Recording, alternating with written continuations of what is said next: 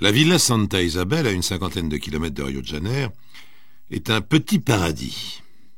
La plus belle du Brésil, a coutume de dire sans modestie son propriétaire, Eleazar Carvalho. Il est difficile de vérifier une pareille affirmation, mais il est certain que c'est un lieu admirable, digne des fabuleux domaines de l'époque coloniale. L'époque coloniale est passée depuis un certain temps, puisque nous sommes en 1993, mais il en subsiste certains vestiges, comme l'empire d'Eleazar Carvalho, à la fois armateur et négociant. Eleazar Carvalho, 60 ans, ne s'occupe plus de ses affaires depuis quelques années déjà. Il s'est retiré dans la Villa Santa Isabel afin de profiter de sa fortune. Son principal souci est désormais de collectionner des œuvres d'art, et principalement les objets d'Amérique précolombienne. S'il ne s'occupe plus de ses affaires, Eleazar Carvalho a reporté dans sa vie privée son habitude de diriger. Eleazar est célibataire, n'ayant jamais voulu s'encombrer d'une femme, et ayant toujours préféré les maîtresses, qui n'ont pas leur mot à dire, et dont on peut se séparer sans problème. Pour l'instant, il n'y a pas de maîtresse en titre. Eleazar Carvalho vit seul, avec sa nièce, Ligia Santos, et un de ses neveux, Adolfo Dias. C'est sur son invitation qu'ils sont venus habiter à la Villa Santa Isabel.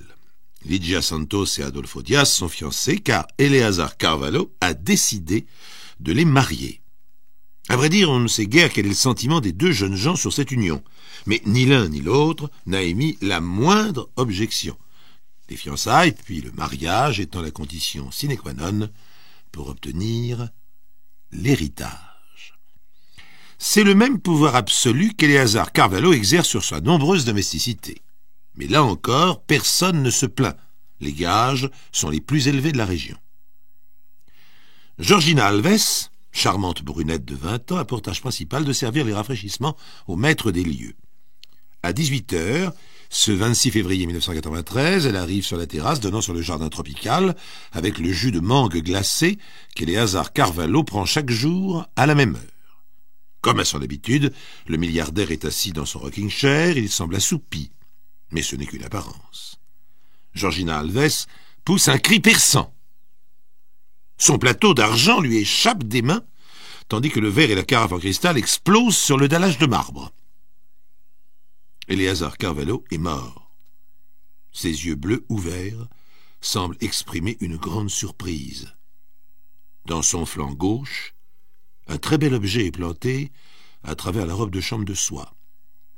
C'est un stylet en or, aux manches très longs, orné de dessins compliqués et coloriés. Un poignard Inca. Eleazar Carvalho a été assassiné avec l'une de ses plus précieuses pièces de collection. Vraiment un meurtre pour milliardaire. 20h. Le commissaire Antonio Amaral de la police de Rio de Janeiro arrive devant le perron de la villa. Le commissaire Antonio Amaral, cheveux bruns, frisés, fine moustache, a toute la distinction voulue pour s'occuper de ce meurtre mondain. C'est une jeune femme de 25 ans, cheveux noirs, qui vient l'accueillir. Je suis Ligia Santos, la nièce du disparu. Le commissaire s'incline respectueusement et suit Ligia Santos qui le conduit sur la terrasse. Eleazar Carvalho est toujours à la même place. La jeune femme parle d'une voix émue. « J'ai demandé qu'on ne touche à rien. Je pense que c'est ce qu'il fallait faire. » Le commissaire Amaral a un sourire aimable. « Vous avez parfaitement agi, mademoiselle. » Il saisit délicatement le stylet avec un mouchoir. Il a un hochement de tête de connaisseur. « Belle pièce Inca. Cet objet appartenait à votre oncle, sans doute ?» Ligia Santos baisse la tête. Elle a l'air terriblement gênée, non? C'était à moi. Mon oncle me l'avait donné. Je l'utilisais comme coupe-papier. Le commissaire jette un regard surpris à la jeune fille. Celle-ci semble plus troublée encore.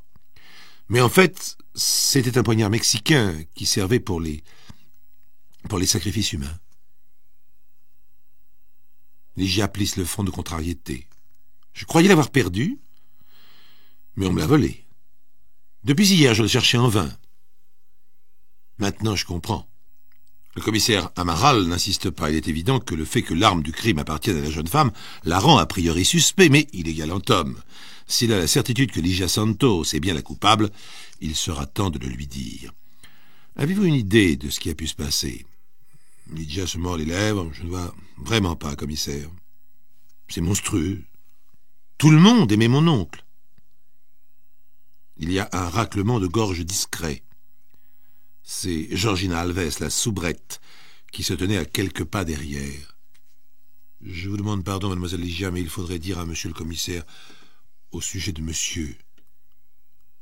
Ligia Santos jette un regard noir à sa domestique. Que voulez-vous dire? Georgina Alves rougit mais poursuit néanmoins. Eh bien, il arrivait à monsieur de vous importuner.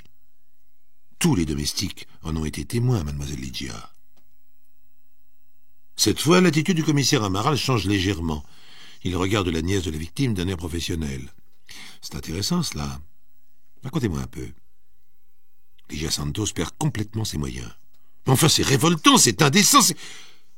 Georgina intervient de nouveau. Monsieur courait après tous les jupons, mais il était amoureux de mademoiselle Ligia. C'est même pour cela, à mon avis, qu'il voulait qu'elle épouse son cousin Adolfo, car il était prévu qu'ils resteraient tous les deux à la villa. Ligia a l'air révoltée. Comment peut-on imaginer des choses pareilles?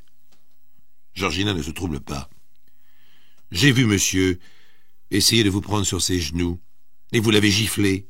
Ce n'est pas de l'imagination, mademoiselle Ligia. Cette fois, la nièce de la victime reste sans voix. Le commissaire Amaral parle à sa place. Vous êtes en train de lire. Vous avez votre coupe-papier pour couper les pages. Votre oncle survient. Il tente des gestes déplacés. Vous vous débattez. Et en vous défendant, vous le frappez.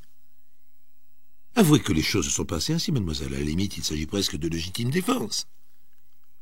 Ligia a un cri. Mais c'est faux, c'est un mensonge. Une voix retentit alors dans le dos des protagonistes. Normal.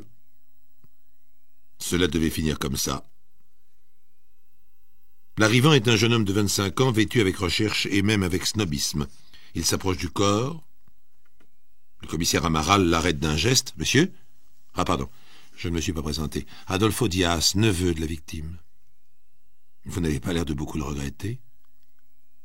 Adolfo Diaz a un léger sourire. Pas plus que personne ici. Il avait tous les défauts. Sauf la pauvreté, bien entendu. Il se tourne vers sa cousine. Je crains que notre mariage ne soit à l'eau, mon ange.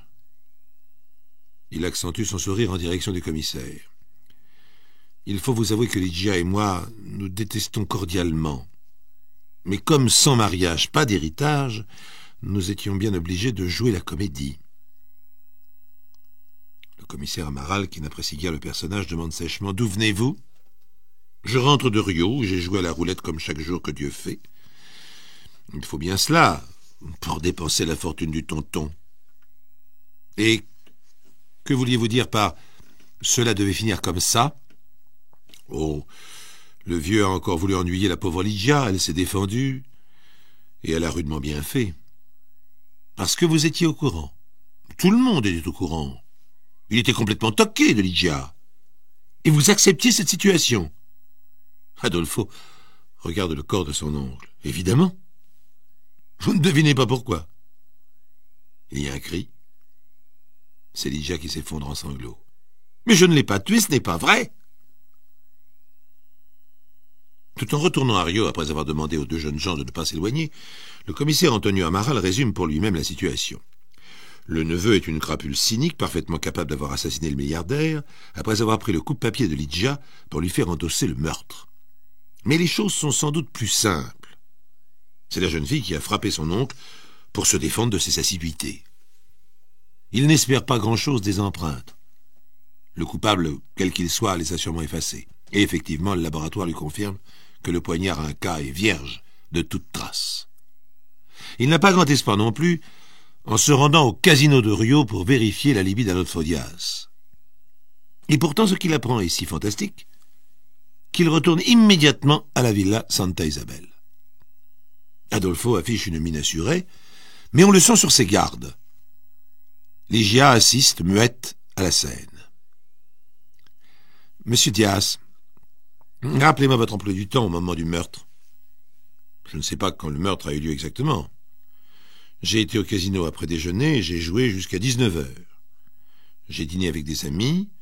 Je suis arrivé ici vers 21 heures où je vous ai trouvé. Donc, vous avez joué à la roulette du début de l'après-midi à 19 heures. Mais je viens de vous le dire. Et vous n'avez rien remarqué de spécial. Une vague inquiétude passe sur le visage élégant du jeune homme. Non, je ne vois pas ce que vous voulez dire. C'est étonnant. Parce qu'il s'est passé vers 18 heures, dans la salle de la roulette, quelque chose de vraiment peu banal. Vous ne voyez toujours pas?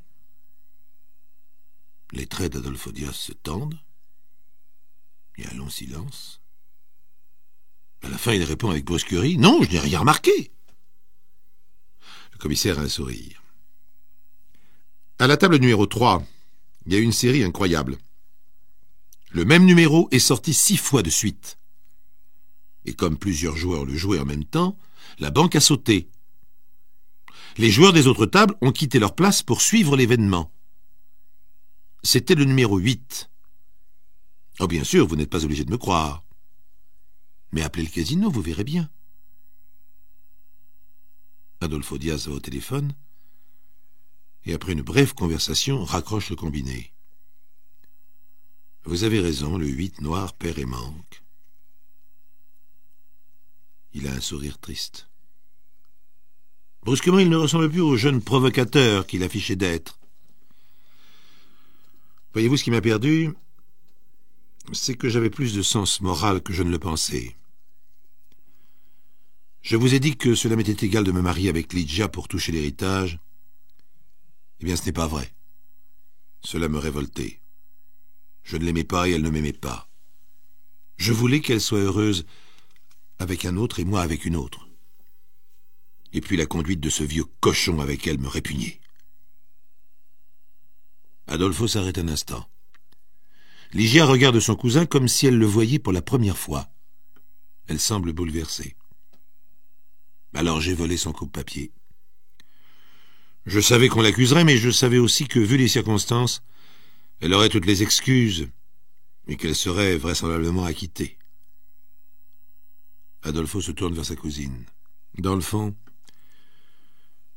j'ai peut-être fait cela plus pour toi que pour moi. Nous aurions pu vivre notre vie chacun de notre côté. Mais vois-tu, le numéro 8 en a décidé autrement.